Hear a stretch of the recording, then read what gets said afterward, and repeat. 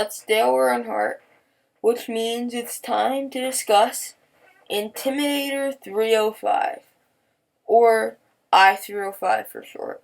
This is one amazing coaster. It's my third favorite coaster right before El Toro, and I like Twisted Timbers a little bit more than this. I love the airtime on that. But this is a fantastic ride.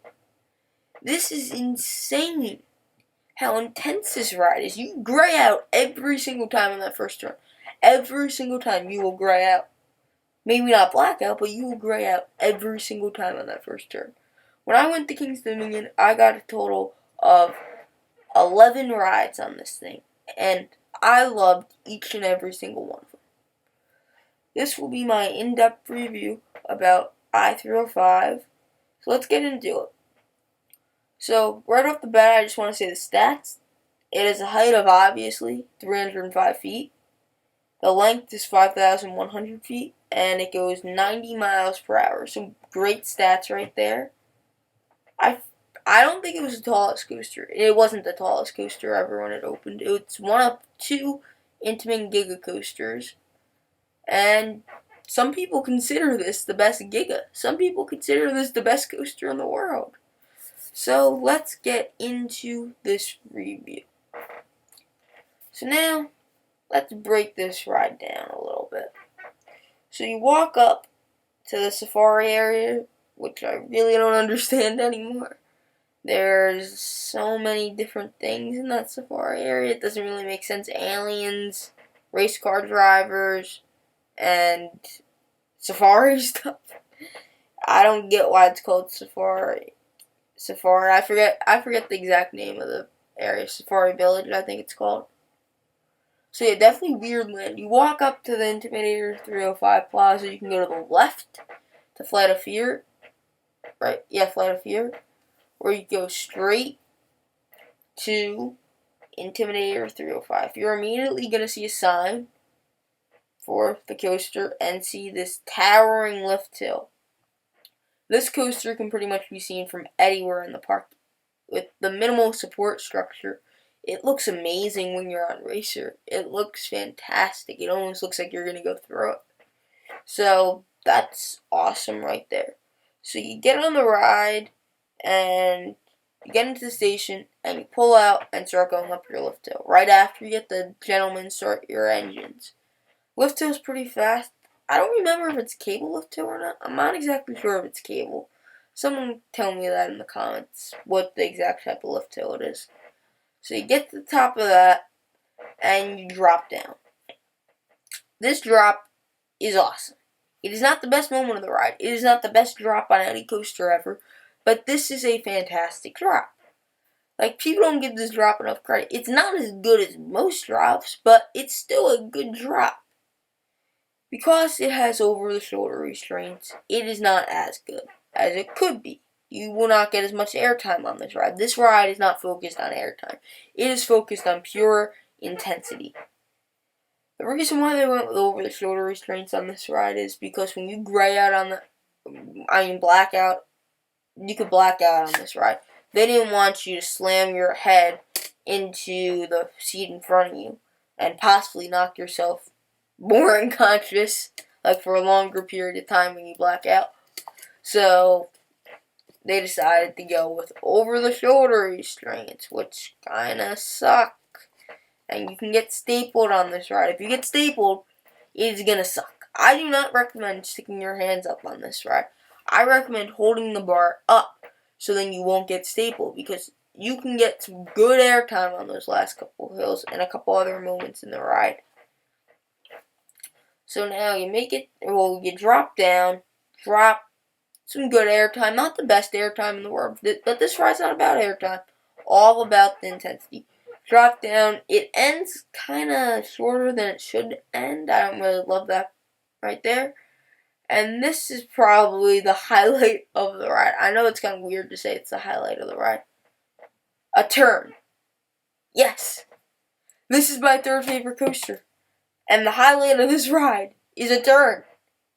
But this isn't just any turn. This is the most intense moment on pretty much any coaster you're ever going to get, unless you travel to South Africa. And I'm not sure if I'm going to get to South Africa in my life. So as far as I'm concerned, this is the most intense moment ever on any coaster.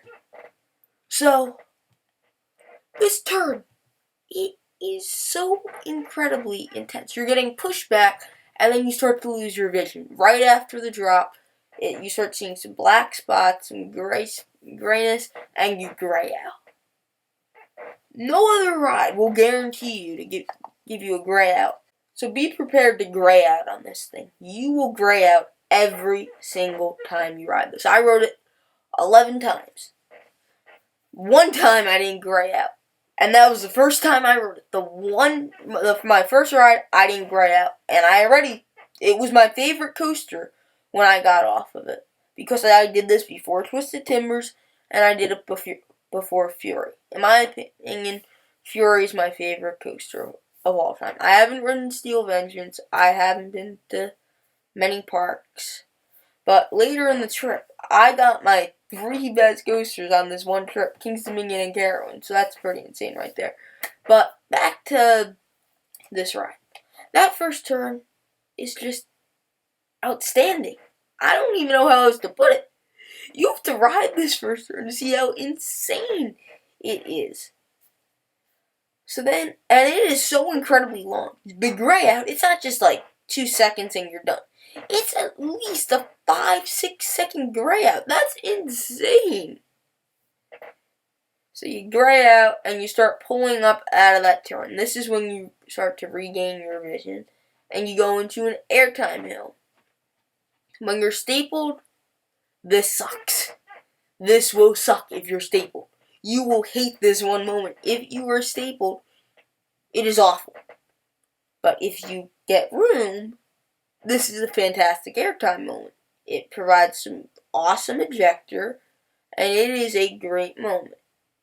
So then you come down that and go into a left turn, one of many left turns, and you go into a nice airtime moment here. This is also a fantastic moment, like everything else on this ride. This is a great moment of airtime. It provides some good ejector if you're not stapled, and it's very intense. So you go that, and you make a big left turn all the way around, almost like a helix. And then you go into second highlight of the ride. There's a couple of these. Rapid fire transition. It basically goes from turning left to right in a split second. It is insane how fast you go and how awesome this transition is. It is insane. You need to go ride this thing. You need to go ride I-305. Make a trip out to King's Dominion. It's a great park. I can't even explain how insane this is. You're going one way, and then you just get whipped to the other side as the coaster is pushing you against the seat. So this is absolutely insane. So then you make a right turn, and then a left, and then another rapid fire transition. Great transition here. Same thing as the other one. Fantastic.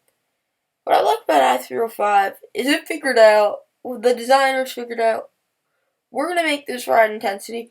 Ooh, that's a good element. So let's do it again.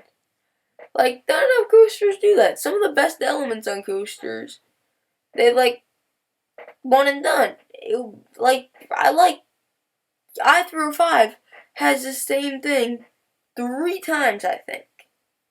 I think more coasters should do this. Like, if you stick to something you're good at. Like Steel Vengeance says one outer bank turn. Why not have 2? I know people like different elements, but if that element is insane, why not just keep it? And then you go into a right turn, right passing by the drop and the other turn. Kind of like a figure 8 right here. You won't gray out on this one. It's still very intense. And then you go into an airtime hill. One problem with this. Trim brakes. Oh, this wasn't here. this would be insane. This moment, you're coming in with so much speed, but you can totally feel the brake.